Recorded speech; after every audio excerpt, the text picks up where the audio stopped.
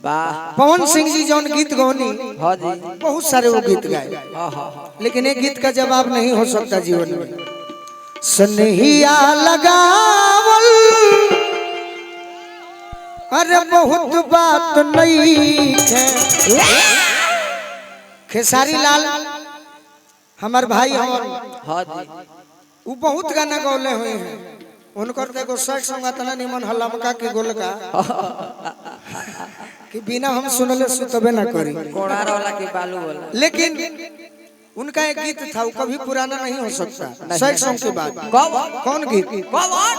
कि तहरा प्यार में अरे पिटाइल बानी घोर से नइखी मिलत बाबूजी के डर।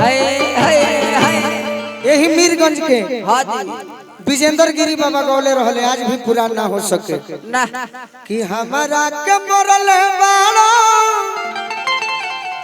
अरे मुअली के मरवा हो जात बानी। कहां कहां भरत शर्मा जी जौन गीत गौले बड़े कि जब से गवाना चाहे पियावा सिवान से अनहार भइले आई वही तरीके को हमार गीत आग्रह होगा, कान से मत सुनब सब ना दिल से सुनी सही तो बुझाई कि गीत के कितना दर्द बा।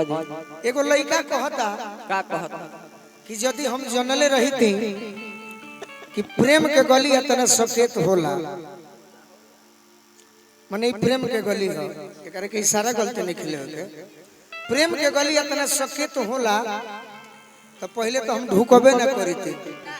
और यदि ढुक गईनी और धोखा खा गईनी तो पूरा बिहार में ढोलक बजवा के कही थी कि ये भाई माई बाप भाई बहन से मेहरारू से प्रेम कली हो, कोनो बेवफा से प्रेम मत करी। देखिए लड़का का कहता कि जनती जे प्रेम के सकेत रे गली, सकेत माने कंजेस्टेड एरिया, माने ढुकले दुख हतना होई।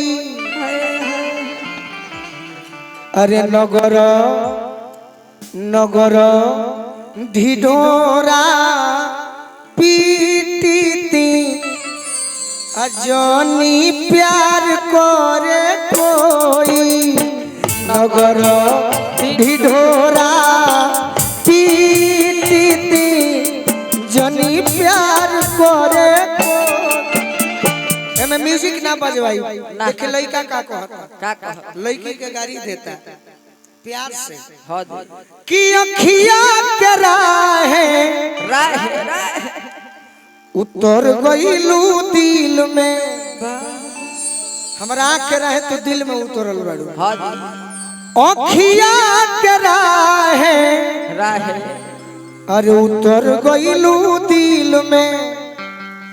हम नहीं जननी अरे ढुकली नागिन बिल में। हम नहीं जननी ढुकली नागिन। एने के लोग तो बिरवाई बुझत होई, बिरवाई जौन पौधा रोपल जाले। लड़का कहता कि प्यार के बिरवाई इतना सुंदर रोपले रहनी है कि मात्र 1.5 मिनट में कि नोची चोथी दिहलू बेदारादी। अरे बीरावाई सुघर बोई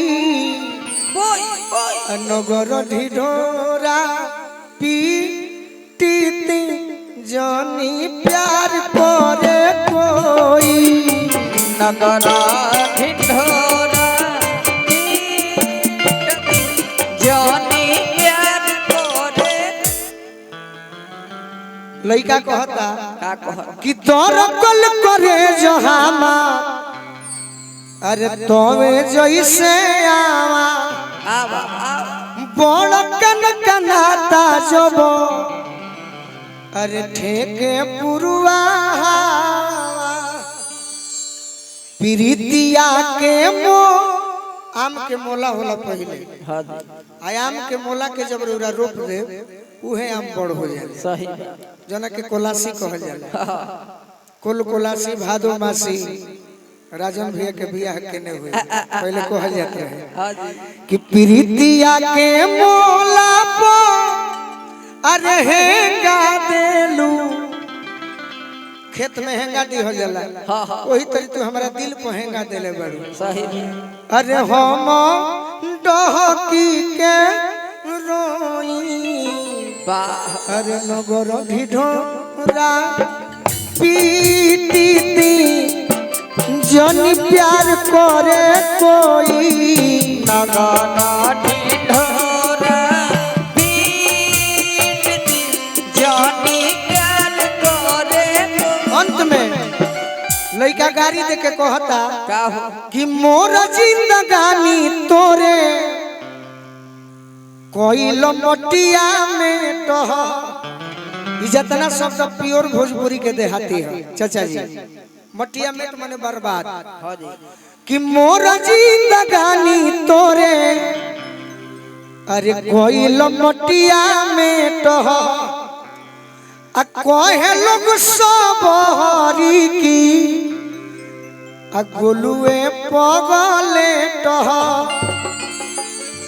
ये प्रोफेसर साहब गीत लिखले बानी यही सिवान जिला के पूज्य राजन महाराज जी हैं जे गीत रौरा सब सुनले हो खो कि राजा जी खजानवा दे दो ये गीत जे लिखले रहनी हां शिवानंद मिश्र शिकारी बाबा गुजरात में प्रोफेसर बानी अभी प्रवचन करता गौरांगी जी हैं वहां के जे गीत देतनी वहां के हमरा के भेजले बानी सही कि बाबा ये शिकारी देल सकु